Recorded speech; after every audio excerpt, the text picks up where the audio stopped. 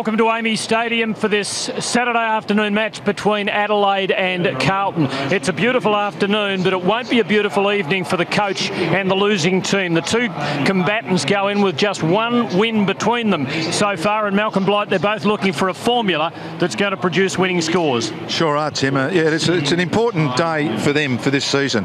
I think the loser of today probably can put finals aside, and that's a pretty hard thing to say after round 4, but I think it's showing that it's going to be true. Well, let's have a look at the teams, and Adelaide haven't been able to kick a score this year. Their average over 3 games is just under 60 points. Yeah, Paul Fleischer came back in last week. I think he'll be better for the run. Dangerfield after that awkward injury, Tippett from injury, Burton from injury, Knights from injury. So they've had their problems injury-wise on and off the field. They're not the only team having problems kicking a winning score. Carlton are scoring a few more goals, but they don't really have regular suppliers. No, they don't. They've got an extra one today, though, and the name bloke in the middle there, Chris Judd, back in for the Carlton, the champ and the captain of the team, and I think he'll make a huge difference. Will he make enough difference for Carlton to beat Adelaide, which is something they haven't done in their last 7 encounters? No, look, I'm giving the Crows one last chance. I think the Crows at home just. Adelaide and Carlton. It's a big game at AAMI Stadium. The first bounce is coming up. Chris Judd won the toss, so the Blues will kick to left of screen. There was an earth tremor that shook Adelaide overnight. Tim, let's hope it's not a sign of things to come, because there'll be more than a tremor here this week if the Crows fail to get the points this afternoon. I felt the earth move as I sat in my bed at 11:30 watching the end of Friday night football, Kel. Doesn't happen often to me when I'm watching the footy, but it did last night. Umpire Avon sets the game in motion. Marich a hand onto it, but Cruiser, the takeaway for the Blues, gives them an early chance. Betts was there, Doughty with him. Crows under the pump, but Goodwin finds the line, and you're allowed to do that. First score, a rush behind to the Blues. Thank you. And they don't waste any time bringing it back into play. They work it through defensive 50. Goodwin nearly caught.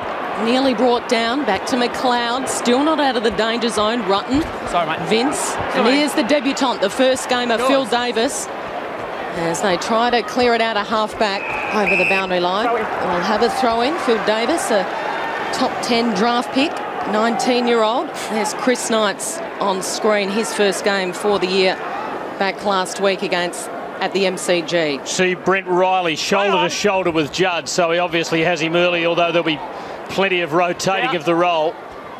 There'll be another bounce. Interesting ploy then, Tim. Tyson Edwards came over the top of the 2 ruckmen. You would think that's been interesting, isn't it? That's a bit of a plaudit for Cruiser, I'd say. Play on.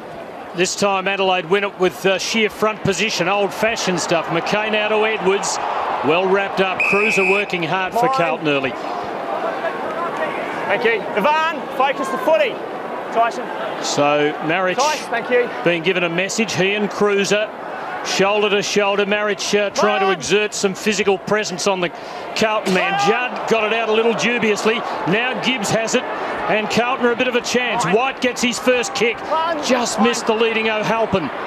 Carlton win it on the ground. Houlihan back to the Irishman, a wobbly old lefty, and out of bounds. A better result for the Blues than a behind.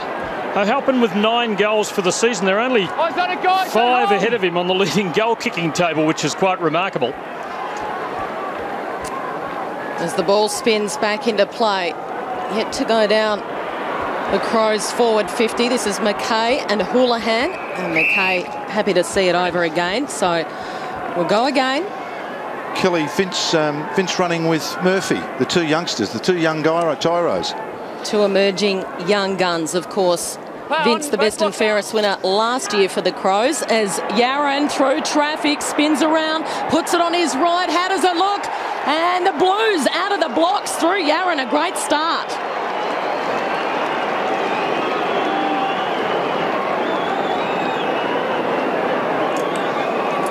Well, that's truly amazing. There's so many players around the footy, and it's a really nice snap in the end. And well, it's been down their end. I guess you're going to kick goals if it keeps staying down the Carlton end.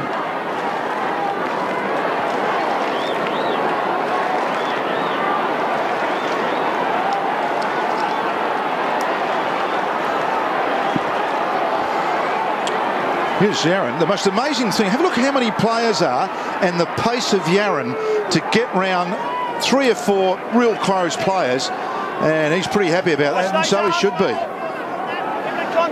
So Carlton doing all the attacking early and achieving the first 2 scores. A win to Cruiser, and Judd was held. So it's Carlton's ball again. And a 50, which will bring the captain to within range. And Testie's goal kicking very early on in his 2010 season. It brings him to within 30, or perhaps even a bit closer. They're out, guys. 5 metres, guys. The other thing is that I know there's only been 2 of them, Tim, but they've whacked him in the middle. Crows have hardly touched the footy. Certainly had it when he was wrapped up in the tackle, but it was the initial tackle deemed illegal. Judd kicks Carlton second. It's a flyer for the Blues.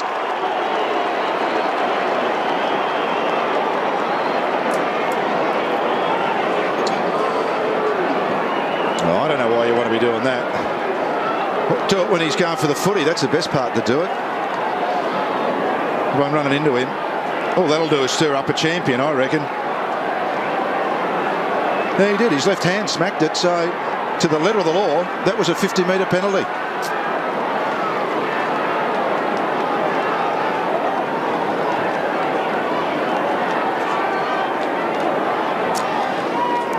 Well, they're targeting him, the Adelaide Crows. It'll bring a big smile to Carlton fans out there. Chris Judd suspended for the first 3 weeks.